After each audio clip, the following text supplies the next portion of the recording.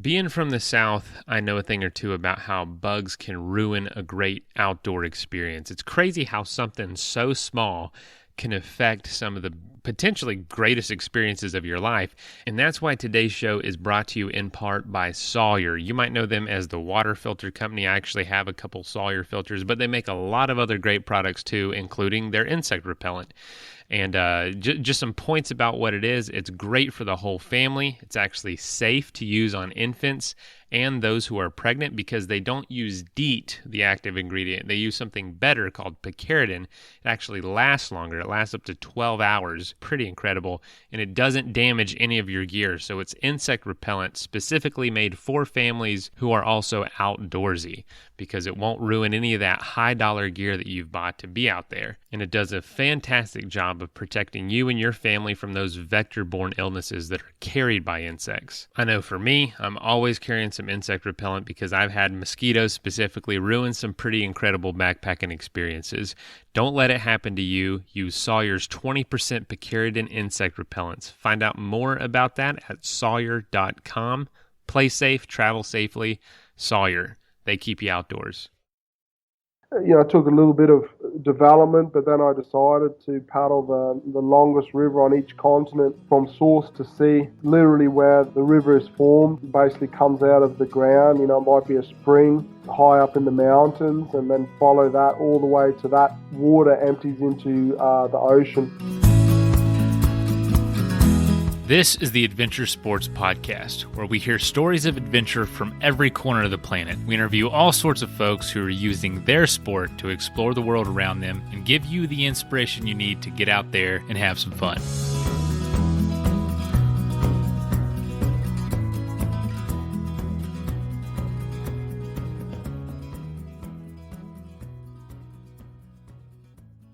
Hey folks, hope you had a good weekend. I know I had an awesome weekend, just hanging out with friends, safely, distance, outside in nature. It was just awesome, really refreshing, and excited to crush it this week. So, we're going to be throwing it back this week for another revisited episode. It's with Mark Kalch.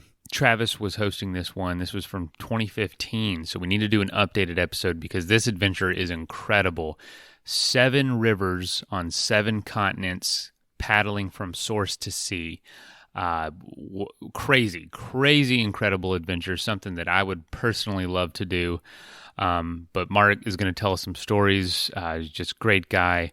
Kind of under the radar, not a ton of stuff out there about him. So it's really cool to hear from these adventurers that, it's not, they don't have a documentary or something about them yet. That's, we just get to hear from them, some crazy stories, some incredible stuff, and get inspired for our week, get inspired for our lives, and I hope you're inspired by this episode. So I hope you enjoy.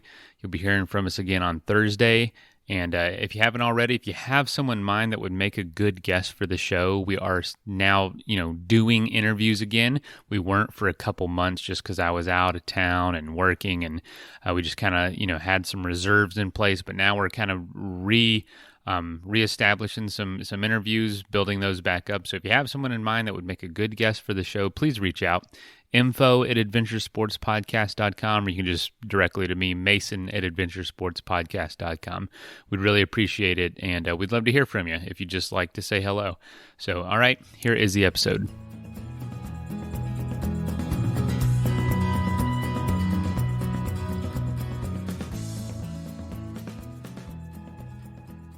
Welcome to another episode of the Adventure Sports Podcast. This is your host, Travis Parsons. Mark Kalch has spent 20 years paddling the world's rivers and oceans. He was named one of the top 50 adventurous men by Men's Journal and is well versed on the subject of adventure.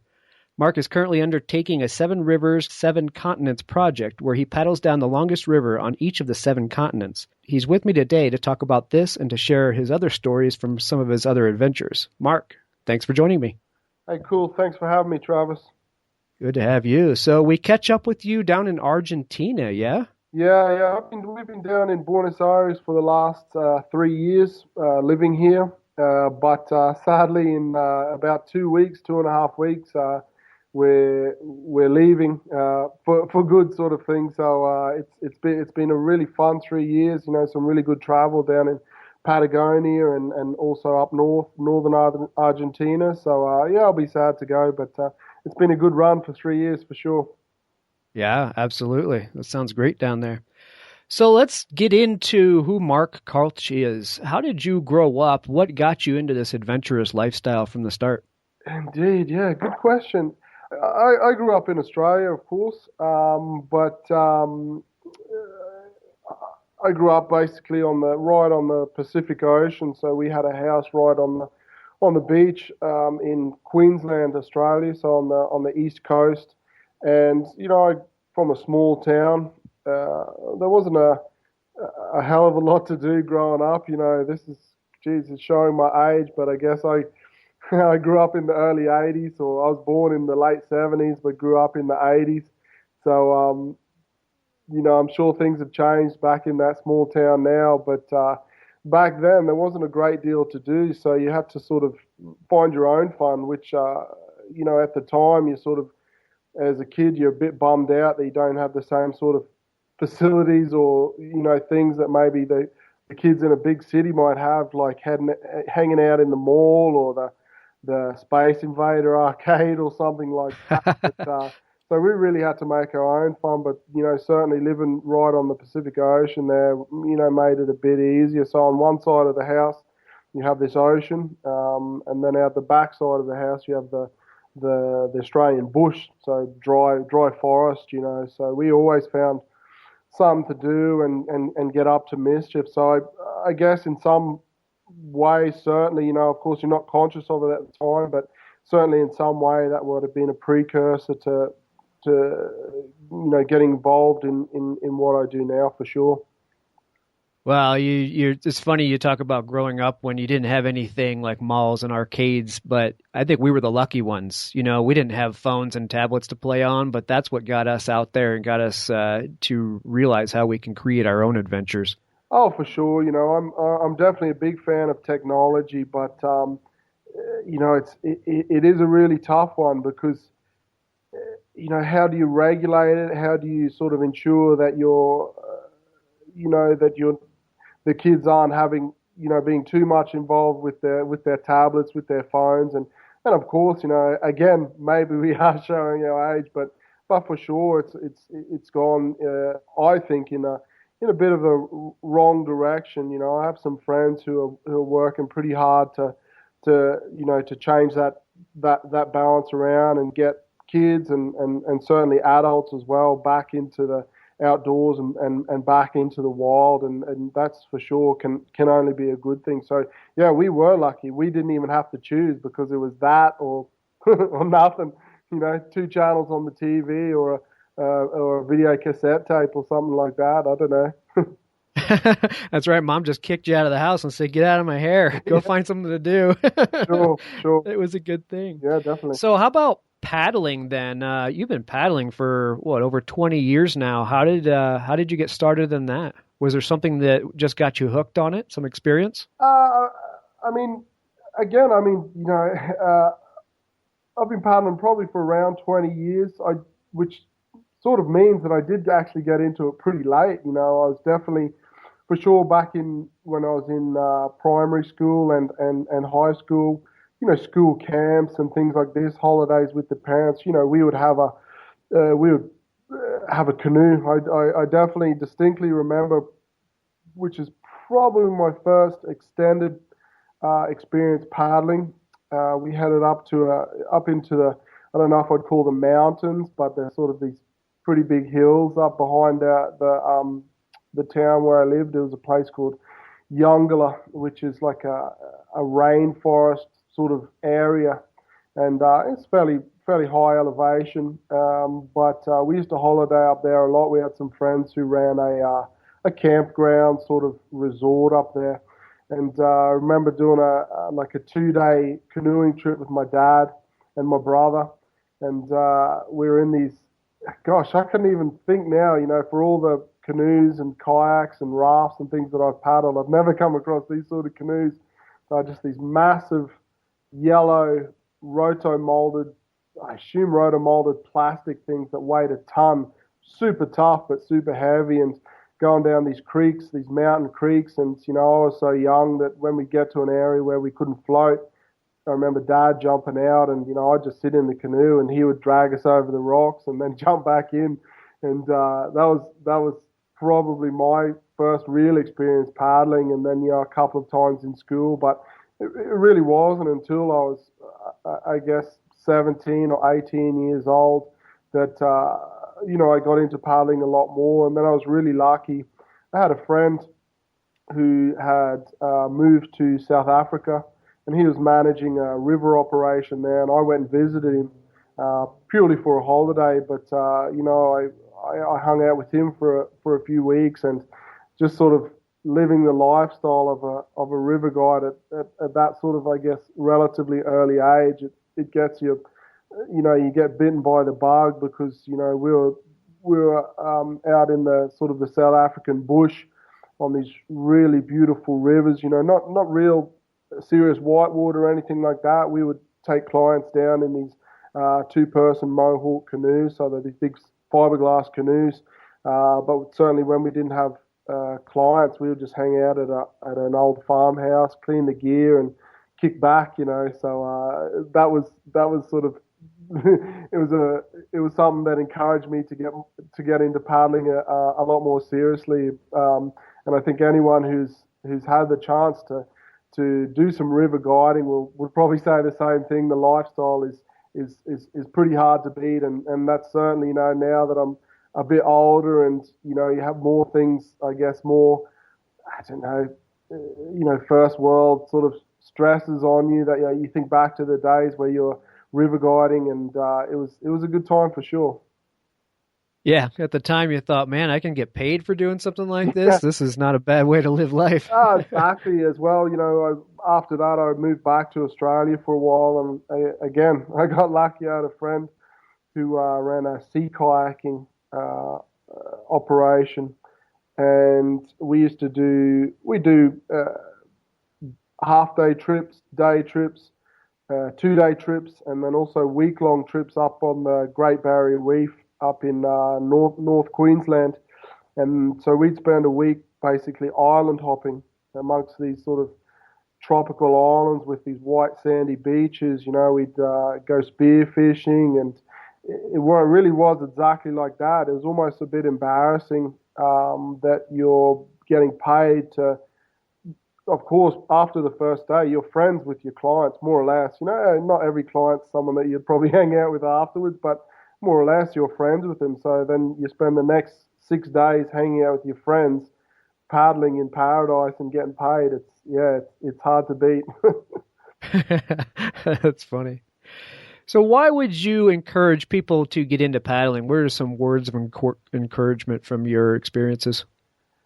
Paddling, I think, from what I've seen, I suppose people are sometimes less inclined to get into paddling because there is a certain barrier involved. And that barrier is obviously the technical skill necessary. And for some people, that is, becomes in their mind quite a big barrier. And it really doesn't have to be. I think some people sit in a kayak, a closed cockpit kayak, for example, or, even an open canoe, and the first thing that goes through their mind is that, what if I roll, what if I tip over, and what if I get stuck? And that's a really big thing. And unfortunately, that's a barrier for a lot of people. It's a bit different if, someone wants to get into long distance cycling, or spend a weekend cycling, or spend a weekend walking in the hills, sort of thing. The barriers to entry for those sorts of outdoor activities are pretty low. Whereas with paddling, there is certainly a level of impedance for people to get into. But I think if you can, teach people to think past that, and make them a bit more comfortable, a bit more at ease in whatever boat they're going to paddle, whether it's a stand-up paddleboard, a sit on top, a closed bit kayak, a raft, or anything like that, then the experiences that people can have on water, river, ocean, lakes is is unbeatable. You know, you can reach places that you just can't get to if you do coastal paddling along, you know, these huge cliffs and things. You get to see things from the water that you can't see if you're standing at the top of the cliff. You can't reach it in any other way. Or if you're on a river, you're going around, you know, these corners and you know, round bends that again, the access that you have, whether by on foot, or by motor vehicle, is just not there. So you get to see places, and certainly even depending where you end up on the planet, people that you just normally would never come across. So I think if you can get people past that first little barrier, that first little step, then it just opens up a whole world of possibilities for experiencing the outdoors and experiencing nature. Yeah, the sea kayaking aspect is what draws me. Not so much the whitewater piece of it, but just being out there on a sea kayak with, you know, multi days of provisions and traveling like that sounds like an awesome way to see the coastline. Oh, for sure, definitely. You know, and you know, I sort of, I guess I had a mix at the start of when I started paddling from rivers and then back to sea kayaking, and yeah, the great thing about, you know, a proper touring sea kayak is the amount of provisions and equipment and things that you can fit into one of these kayaks for a multi-day trip is really quite amazing. You know, even on my long distance river journeys that I do in the past a lot, I've used a touring sea kayak, rotomolded plastic, just because it means I can abuse it a bit more and I don't really have to worry about patching up fiberglass or a carbon boat or anything like that. But generally, I can fit about 15 days worth of food, plus all my equipment. So I'm self-contained for more than 2 weeks at a time in my kayak. So, you know, if you think about that, then it's just amazing. You can disappear off the map or off the radar for 2 weeks at a time, and you know, head to a really isolated place, and yeah, it's heaven, mate. Yeah, absolutely. Well, and your setup is got to be fairly limited too. I mean, you can only bring so much stuff, so it can't be too complicated to kit yourself out to do it. Yeah, exactly. It's funny, you know, every time you sort of, you know, you do up a kit list or equipment list that you're going to need on one of these multi-day trips. When you see it in a spreadsheet, it looks a lot, you know, but you know, when you first load up your kayak, or sorry, put all your gear into your dry bags first, and then try and find all the sort of nooks and crannies in your boat to put it in, then that very first time, it's probably not the most efficient pack that you've ever done, but a couple of days in, and you've got it down pat sort of thing, and you obviously find different ways to carry less and less. On my trips that I do, you know, unfortunately, that's the way I've chosen to do it. I have to carry a sort of things that maybe in a different situation I wouldn't want to carry. So things like a laptop, a lot of camera gear, batteries, and all sort of excess stuff like that, which in itself uses up room, and that's simply because I've chosen to capture my journeys mostly by taking photos and you know, and obviously recording a journal and things like that, and sharing the experience. But if that wasn't the method that I've done, then you could really cut back on the amount of gear that you have to carry, which, you know, less gear is always better. Yeah, true. But I'm glad you're taking that stuff along because it allows us to follow along with you. So thanks. No worries. So, how about a fun story about something that was just a fantastic experience on one of these trips you've taken? Yeah, I mean, there's been so many, you know, particularly on this Seven Rivers project. These big rivers, you know, just amazing. I've only had a smartphone for the last couple of months, but I've been doing a bit of Instagramming, and I actually put up I put up a photo just today, or just a few hours ago actually, and it's one of my favourite photos, probably of all the trips that I've done, and it was actually a campsite that I had last year on the Volga River when I did Source to Sea of the Volga in Russia, and it's like it's about halfway down, and at this point the Volga gets really really wide because there's 9 dams on the Volga, so it sort of chops and changes in how wide it is. But at this point, at the campsite that I had, it was it was a good, I don't know, at one point, it's probably about 20 or 30 miles wide, and I had about 5 days of a lot of rain and a lot of wind. And when you've got a river or a body of water that's that big, then you can get in some kind of sketchy situations. But this day that I made camp, I woke up and this huge expanse of water was just glass.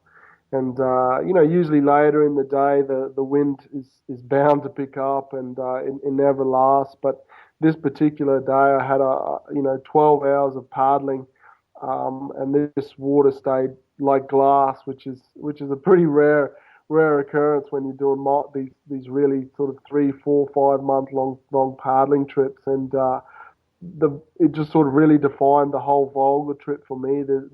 This one photo of this really nice campsite that I had, because the Volga for me, I went there with I guess a lot of preconceived ideas about Russia, about the people, and for sure about the river as well.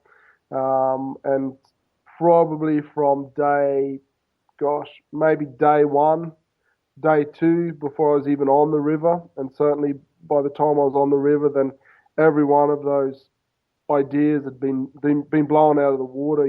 The river itself is just beautiful. It's hard to put a figure on it, but gosh, I don't know. I would say 95%, 97% of the river, at least visually, is pristine and just amazing, with trees or hills, or just these amazing sort of beaches and things like that, and the people as well.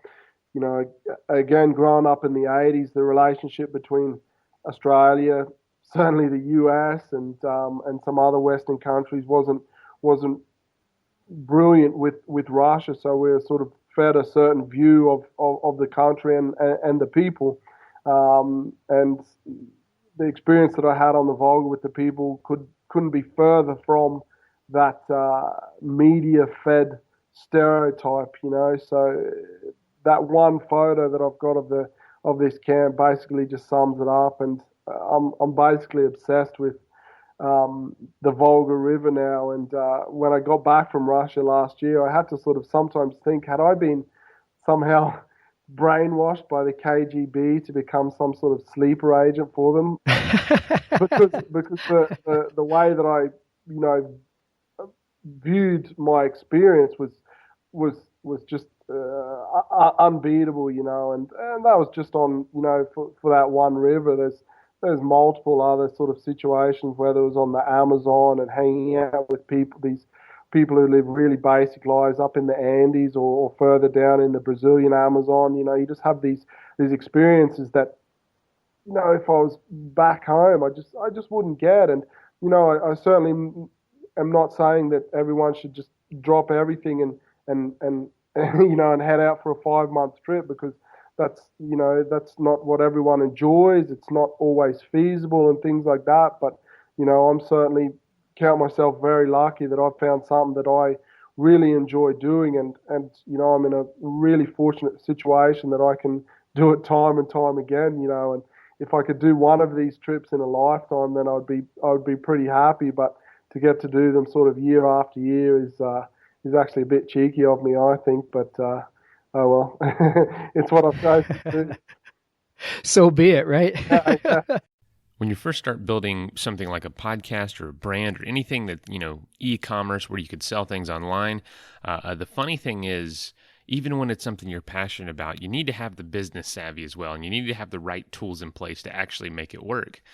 And so that's why I actually use Klaviyo, not only for my day job, but for this podcast as well, for my e-commerce marketing platform. It's everything from branded emails to text messages to so much more. And it's all super memorable, super impactful, very robust. And it has, all sorts of automation features, very powerful insights, which is really helpful, and super precise targeting.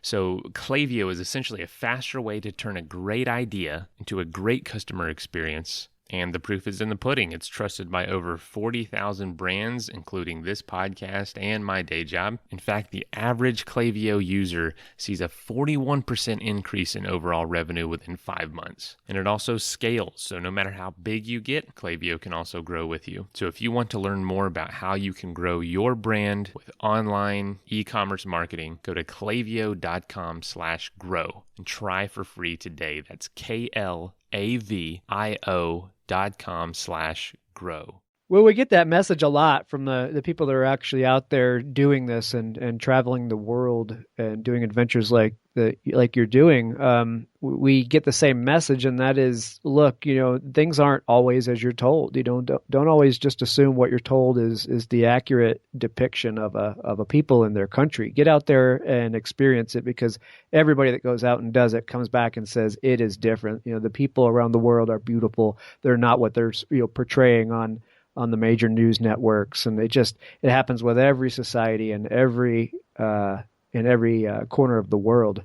So it's a repeated message, and I appreciate you talking about it, because we do have to get the word out about that. Yeah, for sure, 100%. Just a few weeks ago, I was really lucky. I was invited to do a TEDx talk in the Netherlands, and I was only actually gone from Argentina for 5 days, and the Netherlands is a long way from Argentina, so it was a fairly short, sharp trip, including flights. But when these guys asked me quite a few months ago if I'd be interested in speaking at this TEDx, I was kind of wary, because I'm of the opinion that I'm pretty realistic in what I do. Basically how I tell what I do is I paddle. I don't do much else. I just paddle, and that's if anything good comes from that, brilliant, but at the end of the day, I'm just paddling and having a good time. So these guys asked if I could come and speak, and they had obviously a topic or an overreaching topic for the whole event, and it was small steps matter. How people are making the world a better place. And so I had to sort of think, come now, again, am I making the world a better place? And I really took some time before I committed to it, because I didn't want to get up there and fill people's heads with stories about the amazing things that I'm doing. But the one thing that I hope that I am doing, and it's something that has changed over the years, is that I'm sharing stories from these different interesting places that I go to. And as you were saying, if that sort of thing can help give people just another bit of information that they can use to process, then that's great. When I first did my first big river on this Seven Rivers project was the Amazon, and when we went there in 2007, that the pure aim for that was to get some adrenaline.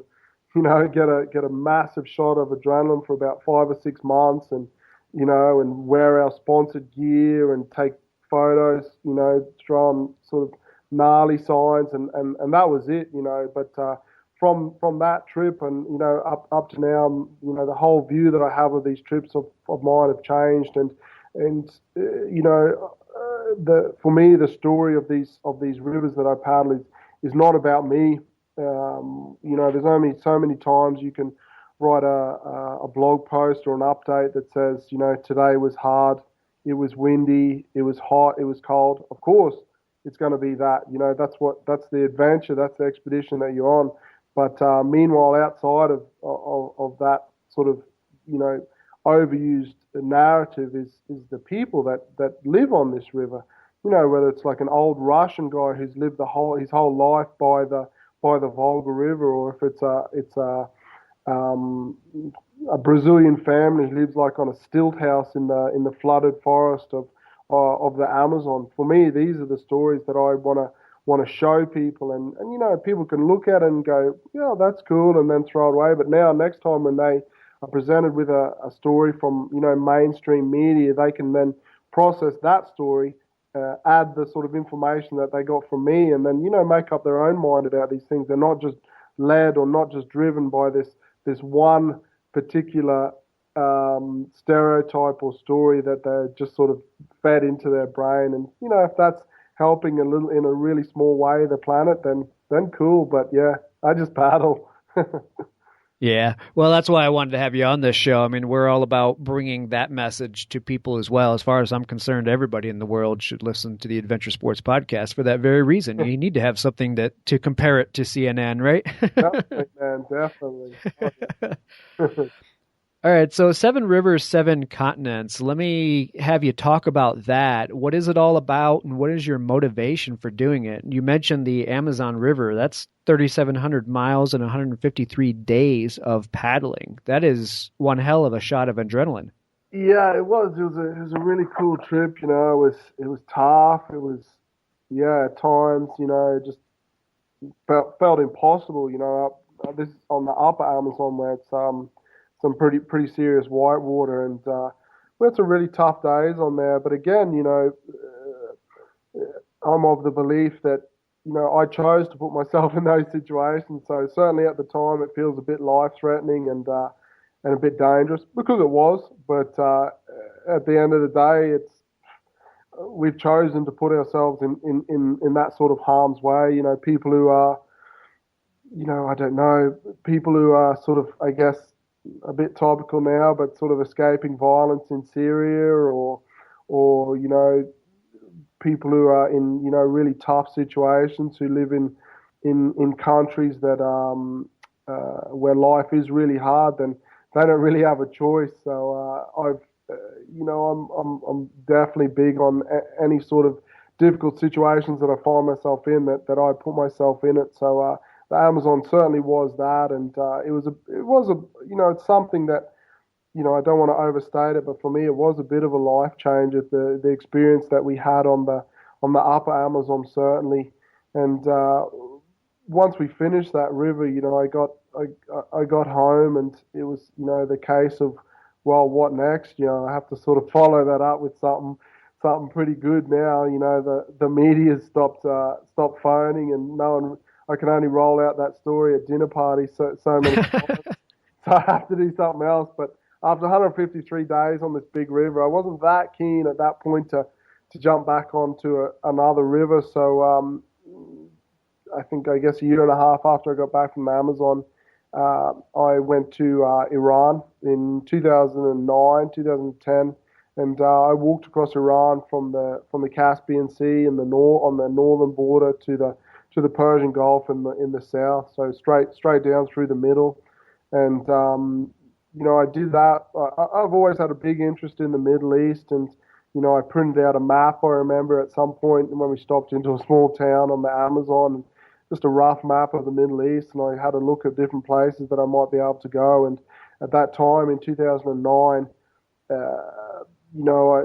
I really looked at Iraq, but of course at that time it wasn't a great place to sort of be for a bumbling sort of tourist, I suppose, which is what I basically am. And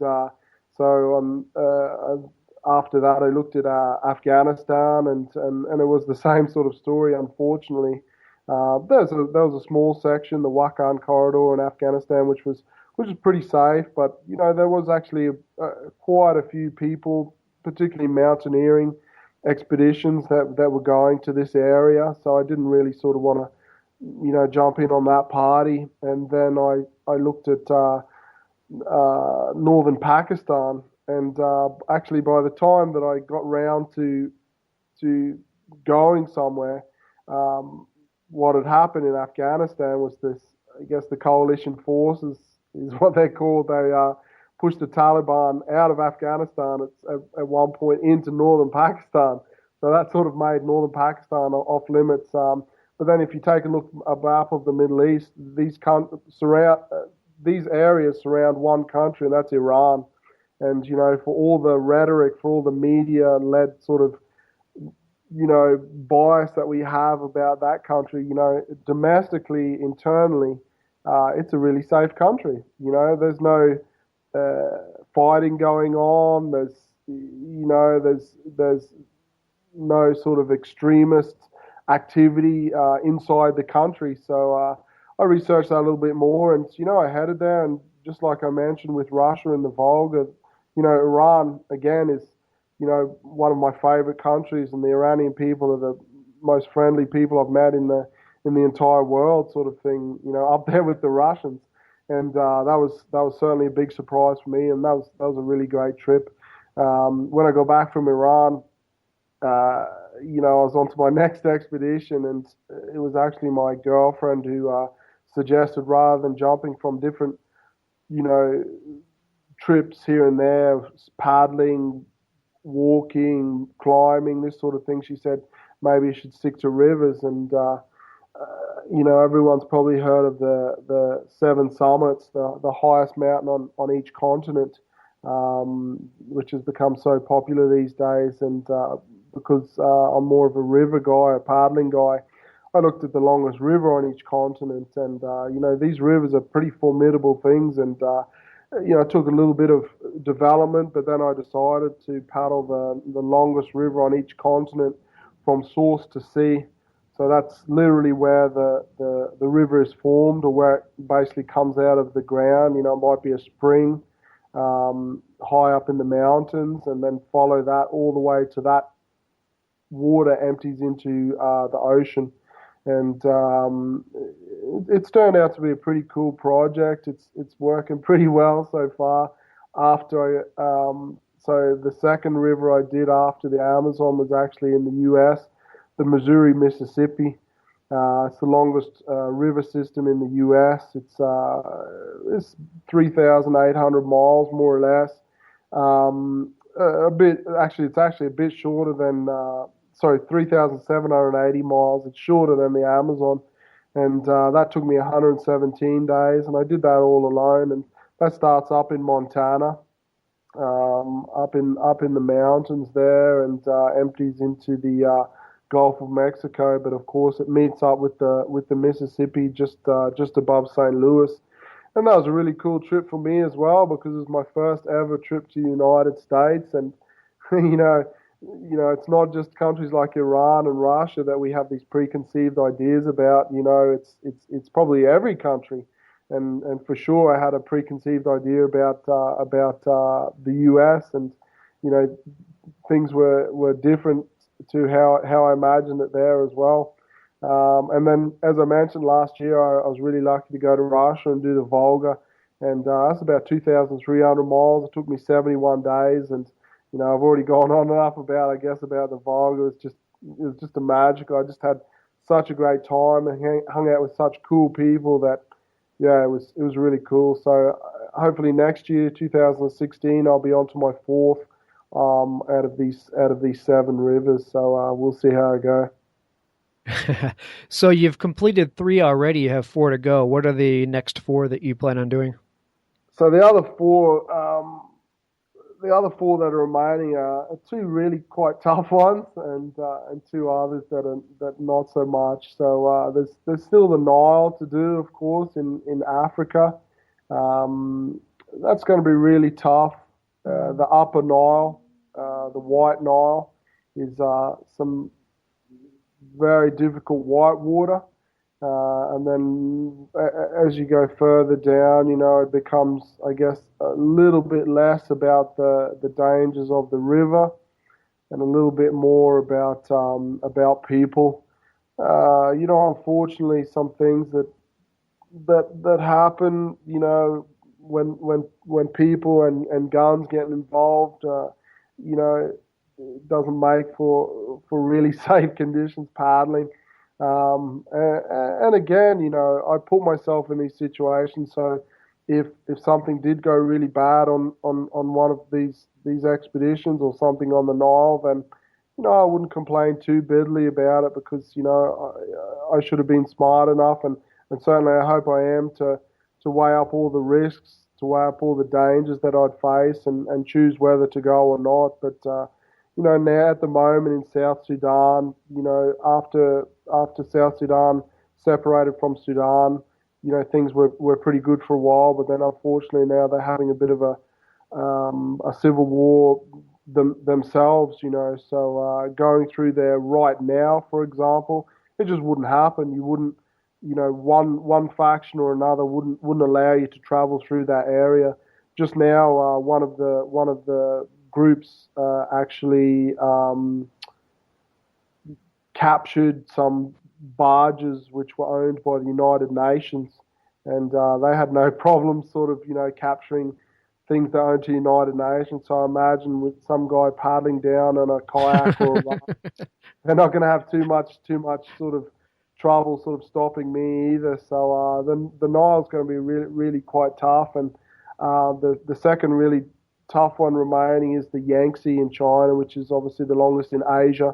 A little shorter than the Amazon and the Nile, but very similar. The top four, the four longest rivers in the world, besides being the longest on each of their respective continents, is the Amazon, Nile, Yangtze, and Missouri, Mississippi, and all four of those are quite similar in length. The Yangtze, the upper Yangtze, again, the whitewater is really, really difficult. There's definitely bits that are impossible to paddle, no matter who you are. You just won't be able to descend it, so that you'll have to portage it.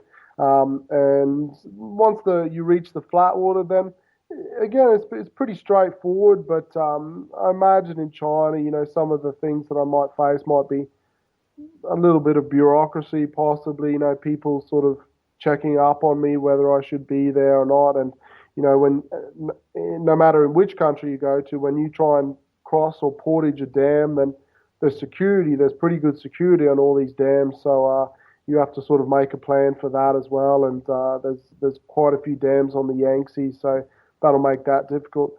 And then in Australia, we have the Murray-Darling, which is about the same length as the Volga, 2,300 miles, but totally opposite to the Volga, whereas the Volga was a huge volume river. The Murray-Darling in Australia runs out west in the outback, and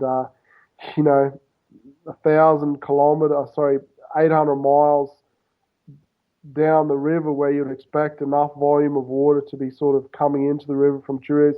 It's still about as wide as a 2-lane road. It's just sort of this dry riverbed that does go dry at times. And so that's probably going to be the hardest thing in Australia, is the fact that it often does run dry, and you'll have to portage these long sections. But I'm looking forward to that, in that, as is often the case when I haven't really explored my own country. So it'll be kind of cool to be able to get out bush and travel through these areas, which, again, all these rivers, which is part of the reason I wanted to paddle them, have such importance in historically, and certainly how communities, cities, and whole countries have developed. And even in Australia, for even this river is quite dry, it was really important, quite a long time, I guess, more than 100 years ago, it was important for trade and things like that, just like the Missouri, Mississippi was, just like the Volga was. And so that'll be pretty cool. And then the final river is in Antarctica, and it's kind of a fun one, I hope. It's called the Onyx River, and it's only 25 miles long. So as compared to 4,000 miles, it's certainly not going to take too long. But where the river runs, it's in a protected area of Antarctica, so it's not a sort of place where you can just sort of turn up and say, yeah, cool, I'm gonna smash this river, sort of thing. Basically, the only people who go to those areas are research scientists. So that's probably one river that I think I'll save to the end, because paddling wise is pretty straightforward, but logistically and cost wise, it might even be the most expensive trip that I do. So we'll see how it goes. Yeah, that's going to be the biggest adventure, is just getting to the Onyx at that point. Oh, yeah, definitely. So I still, I occasionally, when I'm sitting down on my computer, I'll pull up some maps and some information about it, and just sort of, have a few, thoughts about how it's going to all work out. And then I sort of put it to one side and think, yeah, I'll keep that till last. Yeah, maybe after I've done 6 rivers that, you know, I'll get enough interest that sort of, I can sort of get a decent amount of sort of backing, and who knows, I have friends who do a lot of polar stuff, North Pole and South Pole, and the cost of their expeditions blow my mind. I'm talking more than £1 million. So, my gosh, Wow. 1.3 million, $1.4 million dollars, and that's the cost of their expeditions. And I just have to sort of laugh because the cost of my paddling these rivers, certainly the Amazon, the Nile, and the Yangtze have a much increased cost, but you know, only in the tens of thousands of dollars. And these guys Yeah, have they pale in comparison. exactly. So you can imagine the sort of sponsorship and the financial backing that these guys have to go searching for, and some of them manage it, but then other guys don't because it's just so much money. So, but if I could get a tenth of the financial backing that these guys get, then I'll be sorted for the rest of my rivers. Yeah, no doubt.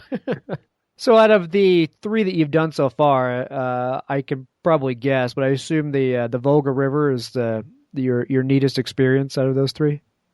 I definitely feel really bad if I put any of my trips, including walking across Iran in front of the others, because just like I said before, I can think back now to certain experiences that happened on every river or every journey that I've made, and just just blow your minds. There's again, certainly, I guess photos jog your memory quite well, but I have a photo of on the fortunate enough, it's on my Instagram right here. I have a photo of one day on the lower Amazon. So again, by this point, the Amazon's a really big river. You're surrounded by jungle on each side, and it's about 40 miles wide. So it's basically more or less an ocean. And we'd converted our whitewater raft into turn into an oar raft, so an oar setup, which you use on whitewater, but on the lower Amazon there's no whitewater. It's just a big, big river.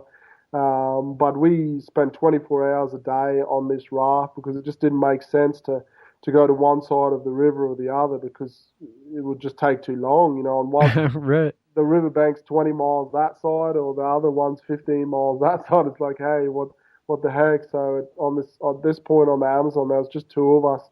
One of our mates, he got really sick and had to head home, so it ended up just being the 2 of us. So we'd do 6 hours on, 6 hours off, and on the oars. So when you had your 6 hours off, you had to cook and catch a few hours sleep, and then it was my mate's turn, and vice versa. But there's one photo, my mate sort of sticking his head out of the shelter that we had on the raft, and it's me silhouetted on the oars, and behind me you can just see the tree line of the Amazon jungle with the sun setting but behind the trees. And I look at that photo and I think the amount of times that we were in that situation, was probably, I think it was just my turn to get on the oars, maybe so 6 p.m. or something like that, and it was my shift, and it was another 6 hours of rowing into the night. But it was a bit of a drag or whatever. But when you sort of take a step back and think, yeah, I'm in the middle of the Amazon jungle here. I'm in the middle of the Amazon River, and it's a Tuesday or whatever. People are on the way home from work, on the train, on the bus, or whatever, or they're sitting down for dinner, and here we are in the middle of this Amazon River, and you quickly stop your whinge, and you quickly stop your moaning when you appreciate the sort of situation that you're in. So there were such special times on each river that I'd be hard placed to choose one over the other. But the Volga was special, I guess, because it was that because I had the experience of it being the total opposite to what I might have had expected. It was such a fun trip. I got nominated again this year. I got nominated in the Canoe and Kayak Awards in 2012 for my Missouri, Mississippi descent, and I got nominated again this year for my Volga descent. And it would have been, I haven't won yet. I've been nominated twice, haven't won, but I definitely would have been up for winning my Missouri, Mississippi descent because it was a first descent, which I know sounds crazy, and it seems to sort of make Canoe and Kayak magazine angry at me because it's a U.S. magazine that I sort of got a first descent on such an iconic sort of river system, and it still sounds weird to me, but as far as we know, it's a first descent. But the Volga, when I got nominated this year, when obviously I tweet about it, put the word out, that sort of thing, people thought I was being really humble to say things like, don't vote for me, and, vote for some, I had some friends who were also nominated and in different categories or in the same category, actually. And, I put on all my social media, that I was really honored and really stoked to be nominated, but don't vote for me. Vote for some of these other guys because their trips were harder or whatever. And obviously that gets you some accolades as well because people thought I was being really humble and modest. And I sort of had to make clear that, if I thought my Volga was a winner, then trust me, I would not be telling people to vote for anyone else but me. Family, I would have gotten everyone on there to do multiple votes, sort of thing.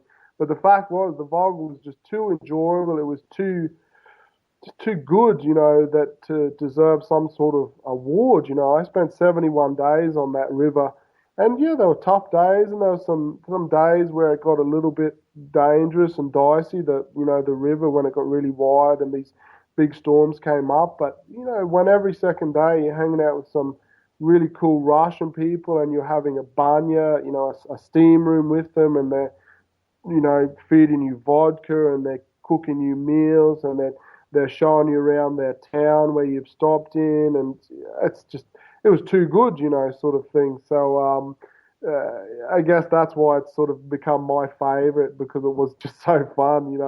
I have no doubt that the Upper Nile and the Upper Yangtze and maybe certain other parts of the Nile aren't going to be looked upon so favorably. When some guy might have a AK-47 pointed in your face, then right. That's not quite the same as sort of, drinking a few shots of vodka on the Volga. So, they're all fun for sure and all very enjoyable. Now, I understand you did get actually shot at on the Amazon at one point. Yeah, we did. We again, it was on the upper part of the river, the upper Emac, when it's still in Peru. And, this area of Peru is, it's a cocaine producing area. They grow a lot of coca plants there, and they manufacture there as well into coca paste, and then move it out. So we knew where we're going. We've done a lot of research, and we sort of don't go in there blindly and sort of think, wow, what we've ended up in this crazy area. We knew exactly where we were going, and we knew to take what we were going to do if certain things happened. But when you travel through this area,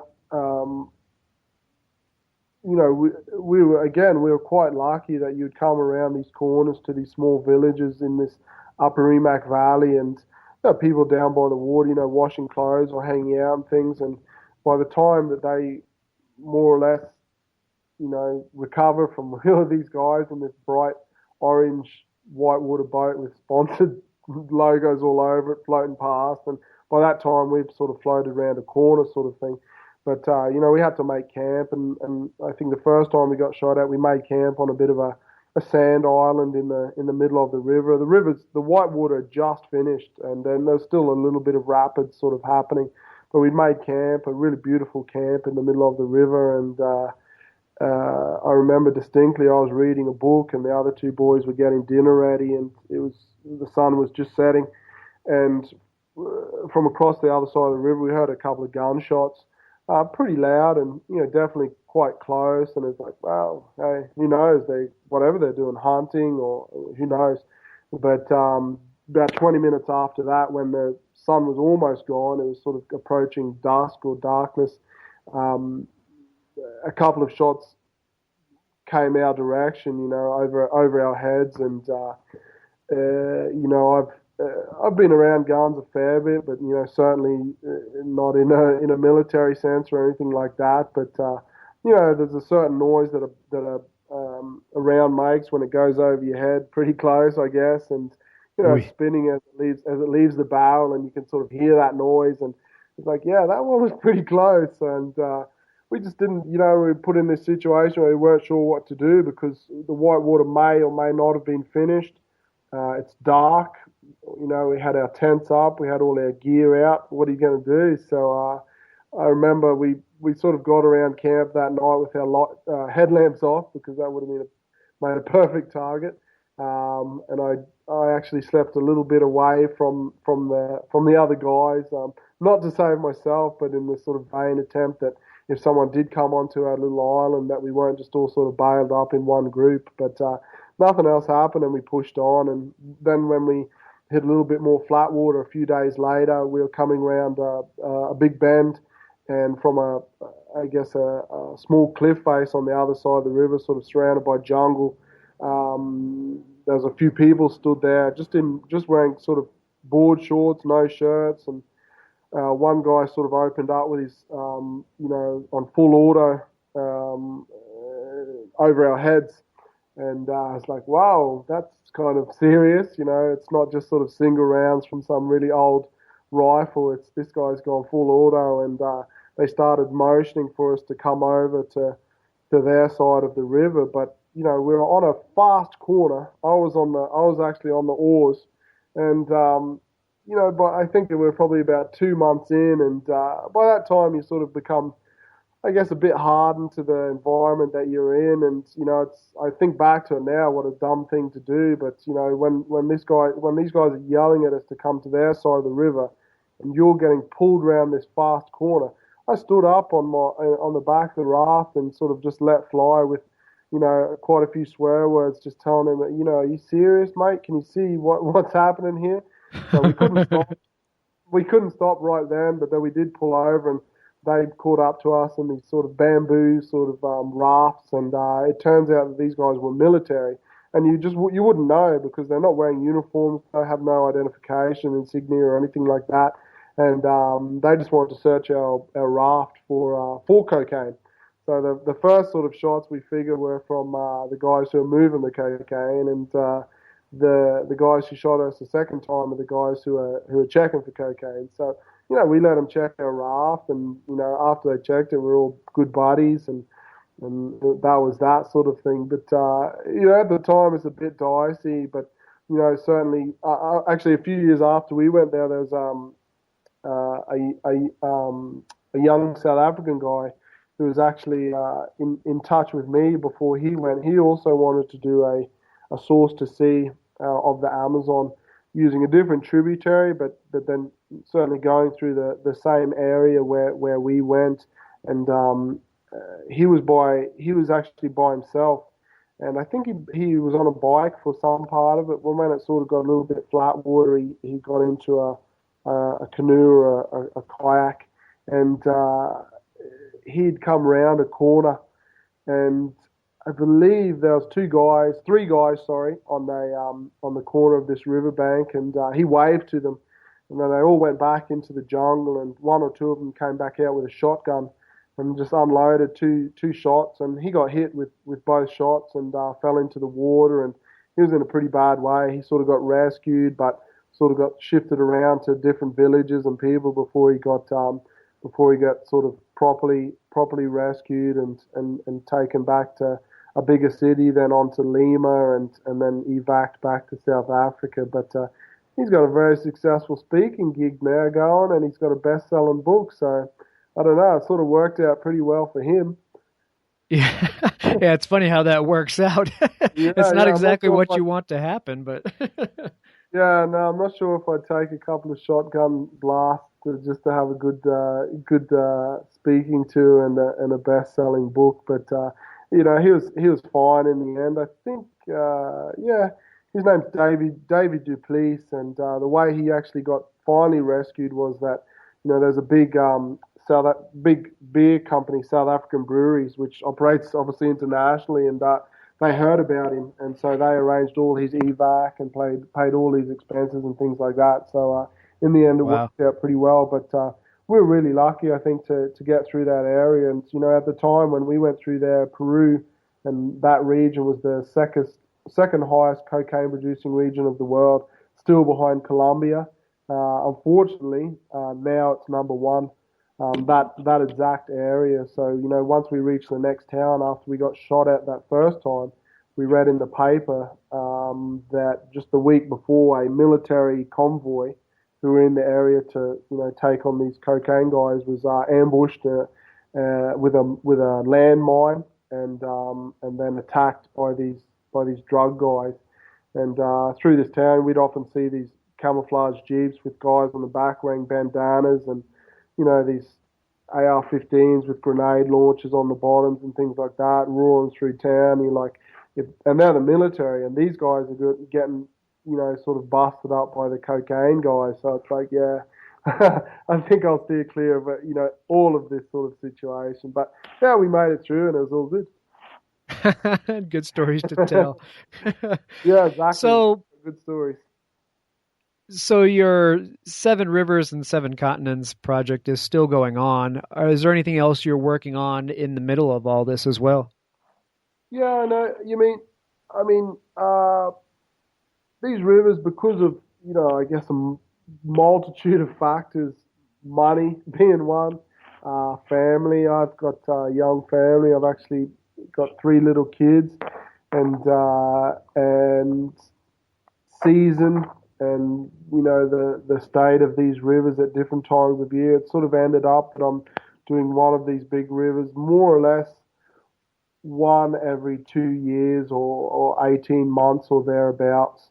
And even though they're really big, long, difficult trips, it sort of leaves quite a bit of time in between. And you can only talk about your past glories for so long at a time until you've got to get new material, I suppose. And this year and going into next year, I have some other smaller projects going on, 2 or 3 week paddles, either alone or with 1 or 2 friends, to some really cool parts of the planet. It's all very much in the planning stage at the moment, so I don't want to sort of commit myself to anything. But there's places actually in Argentina that we want to go. There's places up in North America or Canada and Alaska that we're going to head to, and back to Africa as well. And it's just just short trips, cool little trips in either really isolated areas or rivers that run through isolated and populated areas.